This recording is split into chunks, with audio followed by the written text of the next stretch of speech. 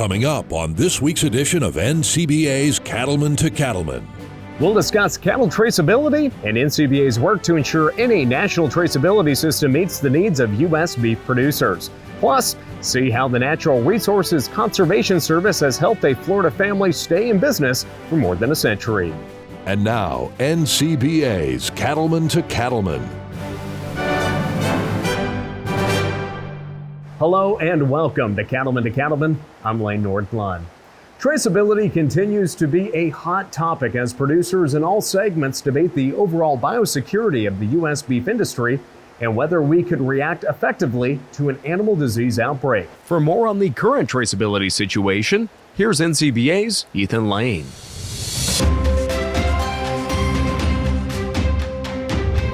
Thanks, Lane.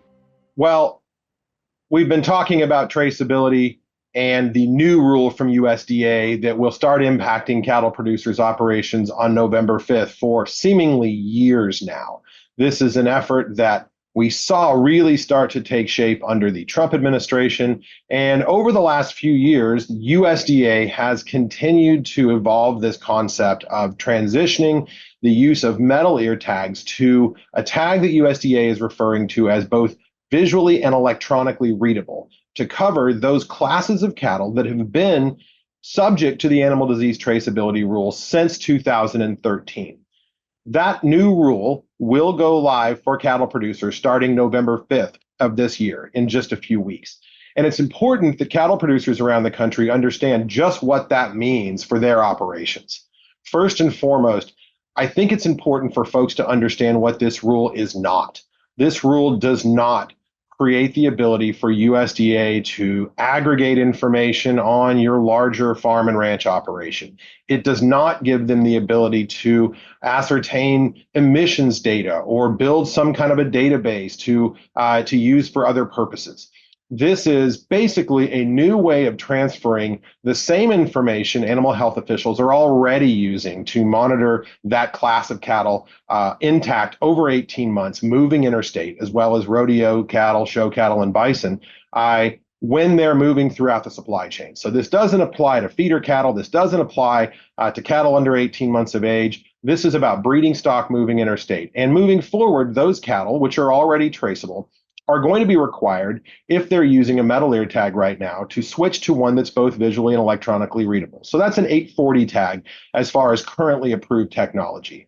That tag has to have the ability, yes, to be read by one of these readers, whether it be in a sale barn, whether it be in a chute, whether it be a wand or a panel reader. But also, it has to have the ability for folks to read that tag with their eyes from arm's length, the same way we've been doing for a long time in this industry. And that is, according to USDA, the extent of what they're going to do in this space. They actually say in the rule, we're not contemplating any expansion of this program at this point, nor does NCBA policy given to us by all of you support anything beyond what's being contemplated in this rule. We've worked hard with Congress and USDA to ensure that the compliance cost for this first round of tags is not being borne by our producers around the country. That's policy that you sent to us and made clear was important as part of this process. We lobbied and received $15 million in funding for tags in the last round of appropriations, and 8 million RFID tags have been sent out to state veterinarians and state animal health officials around the country to comply with this rule. Every state got every tag they asked for as part of this process.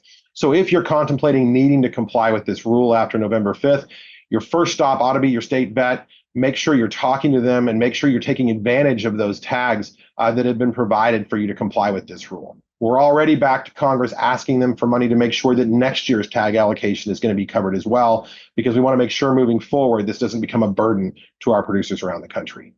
This has been a long, arduous process, and one that unfortunately has been subject to a lot of folks out there that have a lot of money to be made, quite frankly, by either misleading the public about this, scaring cattle producers about what's actually being contemplated here, or otherwise just kind of stirring up a lot of that anger that we see so often on social media.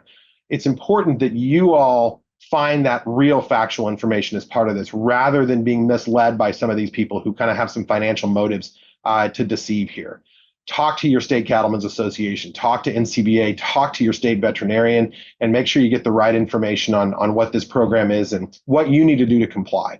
We'll be there every step of the way as well, and we'll also be monitoring the rollout of this process to ensure that it meets our members' policy objectives and the tenets for a traceability program that you all have laid out to us in policy.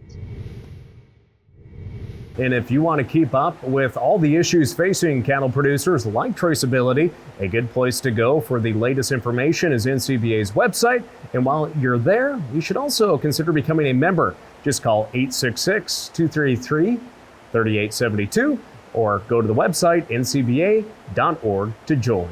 Still ahead on Cattlemen to Cattlemen, we'll explain how the Natural Resources Conservation Service can help you improve your land's resilience, productivity, and sustainability. There's never a dull moment for the Nelsons. Fifth-generation Montana ranchers. Since 1868, they've been herding cattle, reeling in trout, and exploring Paradise Valley from their backyard. Here's to another 150 years of adventure.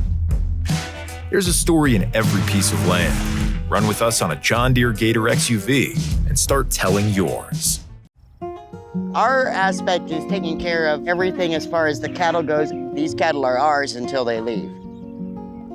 I like Drax and KP. It seems like they come around a lot faster. They're back on feed. Even Don and I have noticed, so we've doctored one, and the next day he's a lot better. With the price of the commodities nowadays, you want them on feed, you don't want them to fall behind.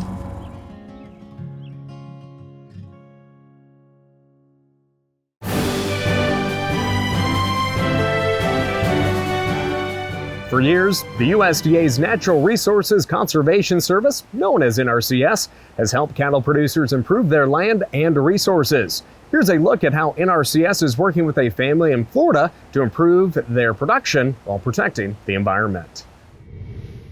Kempfer Cattle Company is a multi-generational operation located in East Central Florida. Brothers Henry and George believe rotational grazing is one of the things that has helped their family stay in business for more than a century. We like the rotational grazing system for multiple reasons. One is performance. That's key for us to stay in business, is get performance out of our cattle. The next important thing to us is the health of the pasture, and the plants. You graze them too hard and keep them grubbed down to the ground, you start doing some root damage. The plants start weakening, especially when you get some adverse weather conditions coming in, and then you ultimately end up with a lot more weeds as well. When you're growing more grass on top, you're growing more roots on the bottom, and that's what we're trying to do, and it makes for healthier plants. And anytime you harm that and graze it too short for too long, it'll stunt that grass or stunt your roots, and it takes it a lot longer to come back. Over the years, the Kempfers have worked with the USDA's Natural Resources Conservation Service on a variety of projects. That includes installing miles of new fencing to help make their grazing plan work. The Natural Resource Conservation Service is an agency within the United States Department of Agriculture, and we provide technical and financial assistance to farmers and ranchers across the United States. Our main objective is to provide sound conservation planning to private landowners on a voluntary basis, and then also help them out with some incentive payments through a few of our financial assistance programs. We've probably built over 50 miles of fence in the last 15 years or so, and that would almost be impossible for us to have done without the help of NRCS and their EQIP program and their cost sharing system that they have. The Environmental Quality Incentive Program is a financial assistance program that the NRCS has to utilize and provide funds to the operators in order to implement their conservation plan, such as internal cross fencing, herbaceous weed treatment for invasive species, brush management, also mainly directed at invasive species, but it can also be used to chop some and roller chop some saw palmetto in the woods. Chuck also has provided the Kempers with financial and technical assistance through NRCS's Conservation Stewardship Program. CSP helps you build on your existing conservation efforts while strengthening your operation. The Conservation Stewardship Program is a program that's geared towards those landowners who are currently good stewards of their land and that we want to enhance some of their current management level so that they take it up a notch. Like maybe say doing some body condition scores for animals throughout the year so they can have a record of that to help them make better decisions. We've done condition scoring on cows. We've moved our mineral boxes. We've done mowing in certain pastures. There's just multiple programs that they have that are just very beneficial to our operation and to our bottom line. NRCS offers personalized guidance and support through local field offices across the country. The staff is knowledgeable and approachable, and the strong emphasis on collaboration makes it easy for producers to find conservation solutions tailored to their specific needs. The first thing I do is I sit down and we have a conversation, and I learn about their operation, I learn about their goals and their objectives, what they're looking for in their property. I help provide the tools, hopefully necessary to reach those goals and objectives. It's always a voluntary assistance. We provide them good, sound basis of technology so that they can take a look at it and see if they may be able to adapt it to their operation. These are programs that are backed by data, backed by science. They work, and their cost share programs in these have been a huge benefit to us, and we feel like our production numbers and what we've been able to do here in terms of growing more grass, protecting the land, and having more production numbers has really increased since we started these programs. They've just been so easy to work with for us, and they're actually practical programs that make sense. And they're things we want to do anyhow, but they just make it affordable where we don't really have an excuse not to do it. Reporting from Deer Park, Florida, I'm Brad Bulla for NCBA's Cattlemen to Cattlemen. If you have conservation practices you'd like to put in place on your operation, you should start by visiting with your local NRCS office about the technical and financial assistance they provide. Go to nrcs.usda.gov to find an office near you. Still to come, we'll explain how sound grazing management practices can improve the sustainability and profitability of your cattle operation. Stay with us. We'll be right back. Cattle producers across the country work hard to care for their animals and their land. The USDA's Natural Resources Conservation Service is there to help. Find out how you can work with NRCS to develop a conservation plan for your operation. Find possible funding resources for implementing conservation practices, or get free expert advice on ways to improve your farm or ranch. Visit the website nrcs.usda.gov today.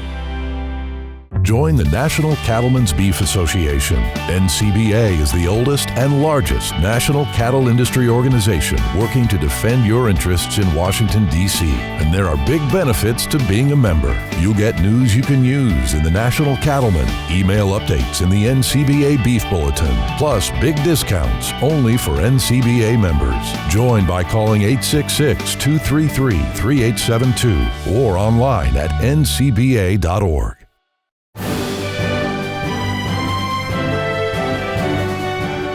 Good grazing management is crucial for cattle producers as it directly impacts the health of both the livestock and the land. Here's a look at how a few small changes to how you graze your pastures can have a big impact on your bottom line. Good forage is the foundation of a successful cattle program. For years, the top cattle producers have relied on rotational grazing to improve the health of their pastures, improve soil quality, optimize their forage, and maximize their beef production per acre. The benefits of a rotational grazing are several-fold, but particularly you're helping Mother Nature take care of that grass first and foremost. And so if you look back in history and how the buffalo grazed this, they would go through as a mass herd and graze it and leave and be gone for quite a while, may not come back to that area for a while.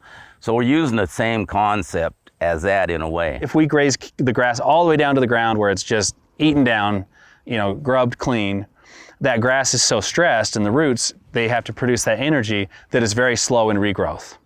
And so we actually get a better yield, a better return on our grass over time if we go in, take it, rotate the cows out, water it back up. It's back to 100%, right? It's back to a full load of grass to where it can be grazed again in a shorter time. We're, like everybody else, trying to do a better and better job of taking care of soil health and forage health, and a big part of that is allowing enough rest. We want to bring in the cows for a short time, avoid taking a second bite, and then get off that grass and let it recover to allow root development, soil health, healthier, more resilient forage, better soil health, and hopefully more production. Grazing management is very important to any livestock operation because it is the source, it is our factory from which we make a living on. And it is where all the equity of our ranching operations or our grazing operations are built. We can do a lot of other things to optimize our ranching operations and our grazing operations and to get revenue, but proper grazing is the greatest way to impact that. It allows us to stock more animals on same acres, which is, buying land is expensive. And if you focus on the soil and the grass, the cattle and the profitability of it will come because of the stocking rates. Having a written grazing management plan is essential, which is why NCBA puts on an interactive workshop at CattleCon, sponsored by NView and USDA's Natural Resources Conservation Service, to help producers better understand how to create a productive and sustainable forage system. Attendees receive hands-on practical demonstrations on key aspects of grazing management while also learning how this will affect their bottom line. I think it's been a really neat opportunity just for people to talk to each other. It's been nice for there to be a panel of experts there to sort of answer questions on a specific basis with the different special topics that are at each table. But then it also gives an opportunity for the ranchers to talk to each other. It's real informal, and we're getting all kinds of questions from one gamut to the other. And you've got vast differences from the east to the west to the north to the south. And I can't answer them all. I know what works on ours, but the principles are still the same. One tip from the experts: an effective grazing plan requires detailed record keeping about the history and condition of pastures. This information helps guide producers in making informed decisions regarding grazing strategies, pasture improvements, and resource allocation. Record keeping is important. We keep a lot of records. We're recording when we rotate. We record the grass height when we move into a pasture, and then we record the grass height when they move out and how many days they were on that pasture. We track our yields. We monitor those very closely. End of season, we're counting head days on which pastures to determine how much grass did this pasture produce. And then we do an evaluation. We say, okay, what can we do better so that next year will be better than the last year? We're the constant optimists. And we pray for a little rain, and when that happens, sometimes we, strike on all cylinders, and it's really good. Learning how to adjust the grazing and recovery periods is an art, but the best cattle producers are willing to take the time and effort to learn how to optimize their grazing management. You see tangible results, and we can see improvements. And, sometimes it's not immediate. You have to be patient. And you have to be willing to try something new and different and monitor your results and make adjustments accordingly. I've had some friends that want us to help them with a grazing plan, and I just love to do that because it's helping others. I know what it can do to your sustainability of your business. If you can manage your grass and your soil and livestock in a profitable way, you're able to have a sustainable business. If you're looking for ways to take your forage resources to the next level, then you should attend the Grazing Management Workshop at CattleCon 25 in San Antonio, Texas. Each attendee will receive their own grazing management workbook, which will help you to craft a personalized plan for your operation. Go to convention.ncba.org for all the details. This segment was made possible by the USDA Natural Resources Conservation Service Grazing Lands Conservation Initiative Cooperative Agreement. The National Cattlemen's Beef Association offers lots of ways to learn about new production and management techniques that can help improve your grazing management. To find out more about all the great educational programs available, visit ncba.org and click on the Producers tab at the top of the page. CattleCon 25 is just around the corner. When we come back, we've got all the details you need to attend this one-of-a-kind event. Stay with us. By installing Ritchie waterers, you save water while keeping it fresh and always available to your animals. You protect the land by keeping natural water clean and soil healthy. And you conserve power because they're energy efficient. We're committed to helping you create a prosperous, sustainable, and regenerative future. Because we know, like you know, that every saved drop matters. Ritchie, fresh water for life. CattleCon's headed to San Antonio, February 4th through 6th, 2025, where farmers and ranchers gather to shape our industry's future. Remember, if you ain't at the table, you might just be on the menu. Check out the latest in ranching at the Texas-sized NCBA trade show. Network, learn, and grow your operation. Don't miss this chance to steer the cattle biz in San Antonio, where the Alamo spirit lives on. Visit convention.ncba.org to get registered. CattleCon 2025, where the beef industry meets. This beef quality assurance tip is funded by the Beef Checkoff. Hi, Jolie Fitzsimons here to talk to you today about the Beef Quality Assurance Program and our online BQA modules. If you've been certified online before, you can now go back and look up your certificate or get recertified online. Go to bqa.org under the certification tab to get logged in. Don't worry if you forgot your password. You can reset it on the site or reach out to customer support for assistance. If you've never been certified before, we'd love for you to head to bqa.org today and get signed up. The Beef Quality Assurance Program is funded by the Beef Checkoff.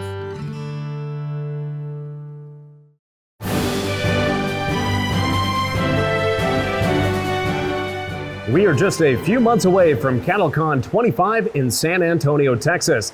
And joining me today is Kristen Torres, NCBA's Executive Director of Meetings and Events. And Kristen, why is it so important that folks attend this event, and coming from every aspect of the beef industry across the board? Sure. This is the premier event for anyone that's in the beef cattle industry. So it's not just for the big guys. It's for anyone that's raising cattle. They're going to be finding all the products and services they need for their operations, getting education, and networking with others that are in the same industry, dealing with the same issues. It's a really important event, and it's truly for everyone. And of course, the policy is the meat of the event, but really a big draw is the trade show. What's in store for attendees this year? Absolutely. We have almost 8 acres of trade show space completely sold out. So all the products and services producers need for their operations, from fencing supplies, we have a shopping area, we have equipment, pharmaceuticals, everything that producers need. And we have a whole lot of other things happening on the show floor, too. It's really, truly a once-in-a-lifetime experience there on the show floor. Now, one of my favorite aspects are the educational opportunities, Cattlemen's College in particular. What's in store for that, but also other educational experiences throughout the week? Sure. Cattlemen's College is a huge component of the convention, and we have over 20 breakout sessions that will be happening, plus 2 general sessions for that. Additionally, new this year, we have live cattle handling sessions as a part of that Cattlemen's College program. That happens right on the trade show floor. And then in addition to the Cattlemen's College education, we also have opportunities that happen on the show floor. 2 different classroom areas set up there.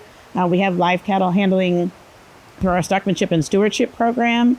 And we have drone demonstrations, shoot demonstrations, all of that happening right there on the show floor. Wow, that's a lot folks can take in. So when they're wrapped up at the trade show or our policy sessions, what are some of the fun events planned for the evening? Well, of course, we have to have a lot of fun. So we have a reception each day that also happens on the show floor.